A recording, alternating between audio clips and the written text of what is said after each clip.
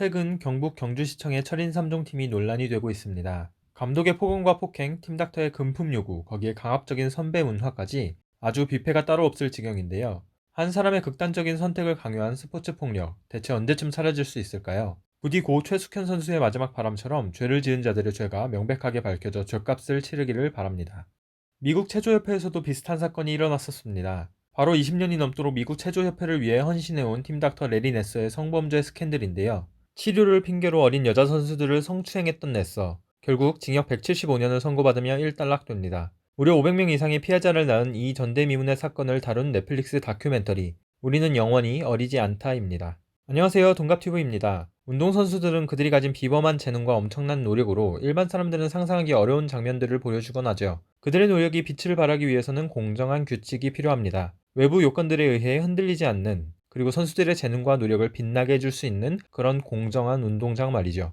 문제는 가장 기본이 되어야 할 이 공정함이 흔들리기도 한다는 겁니다. 부정한 방법을 이용하는 선수나 편파적인 판정을 내리는 심판 때문에 말이죠. 만약 개인의 잘못을 넘어서 단체, 팀, 협회의 문제가 되면 상황은 더욱 악화됩니다. 미국 체조협회가 바로 이런 경우였습니다. 네서가 선수들을 대상으로 성범죄를 저지르고 있다는 것을 협회는 알고 있었음에도 합당한 조치를 취하지 않았습니다. 도리어 이를 폭로한 선수를 국가대표 선발에서 제외하기까지 했죠. 미국 체조협회가 제대로 대처하지 않았던 이유는 돈에 있었습니다. 협회장이었던 스티브 페니는 체조협회의 긍정적인 이미지를 활용해 스폰서십과 여러 TV 광고를 성공적으로 유치했었는데요. 만약 체조협회의 추문이 알려지게 될 경우 그동안 받아온 여러 이득을 내려놓을 수밖에 없었던 거죠. 이 와중 어린 선수들은 코치들로부터 폭언과 폭행을 감당해야 했습니다. 아무리 이미지가 좋아도 메달이 없으면 돈이 되지 않을 테니까요. 결국 돈을 위해 코치들은 선수들을 쥐어짜서라도 결과를 만들어내려 했고, 실력을 향상시킨다는 목표 아래 폭언과 폭행, 강압적인 모든 것들을 정당화했습니다. 레리 네서가 피해자들에게 쉽게 다가설 수 있었던 것도 이 때문이었습니다. 그는 착한 어른 행세를 하며 피해자들에게 다가갔거든요.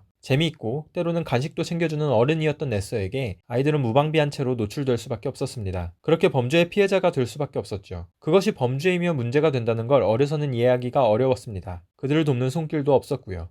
심지어 몇몇 선수들의 폭로 이후에도 네서는 여전히 체조협회의 팀 닥터로 많은 선수들을 희생양 삼아 성범죄를 이어갔습니다. 도리어 피해자인 폭로 당사자들에게는 심각한 조롱이 뒤따랐는데 말이죠. 자기도 즐겼으면 간간이 아니지. 여자들은 피해자 행세를 좋아한다. 외국이나 한국이나 이런 댓글들은 어쩜 이렇게 레파토리가 똑같을까요?